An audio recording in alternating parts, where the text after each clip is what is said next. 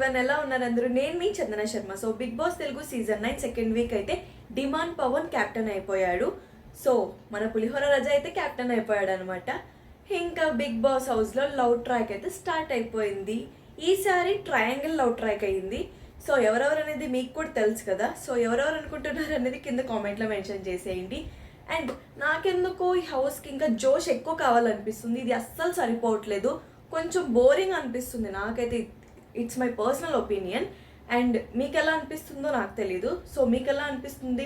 ఇంకా జోష్ కావాలా లేదా ఇది సరిపోతుందా? వాట్ ఈజ్ యువర్ ఒపీనియన్ అనేది కింద కామెంట్లో మెన్షన్ చేయండి.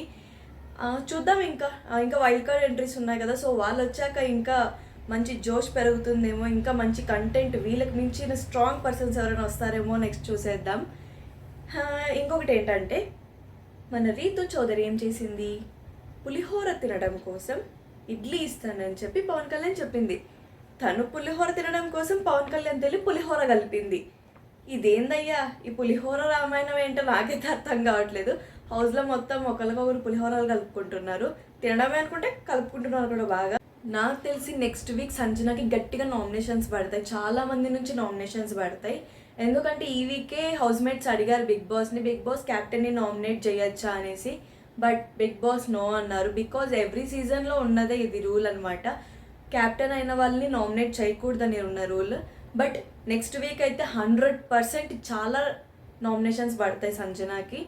సో చూద్దాం ఏంటనేది. ఇక మన డిమాండ్ పవన్ అయితే చాక్లెట్స్ అన్ని తెచ్చి రీతుకే ఇస్తున్నాడు అనమాట. సో నాకు తెలిసి క్యాప్టెన్ కూడా రీతు కోసం అయినట్టున్నాడు. ఇంకా వచ్చిన చాక్లెట్స్ గిఫ్ట్ హ్యాంపర్లో వస్తాయి, ఇంకా చాక్లెట్స్ స్నాక్స్ అని, ఇంకా అవన్నీ కూడా రీతుకే వెళ్తాయి. ఇంకా ఆమె ఫుల్ ఎంజాయ్ చేస్తూ తింటుంది అనమాట.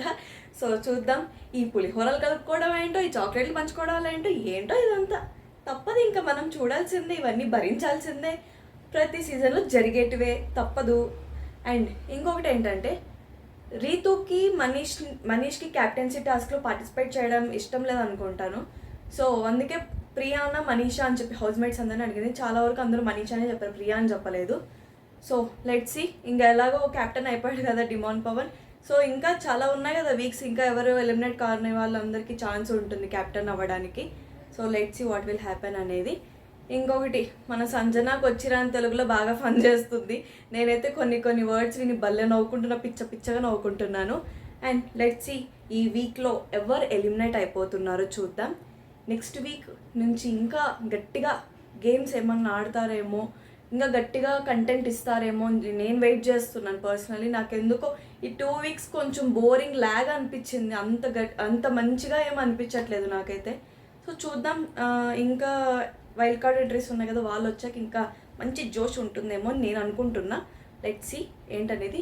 సో ఈ వీక్ ఎవరు ఎలిమినేట్ అవుతారు, వాట్ ఈజ్ యువర్ ఒపీనియన్ అనేది కింద కామెంట్లో మెన్షన్ చేసేయండి. సో మరిన్ని అప్డేట్స్ కోసం చందన శర్మ అఫీషియల్ ఛానల్ అయితే సబ్స్క్రైబ్ చేసుకోండి. So thank you so much for your love and support.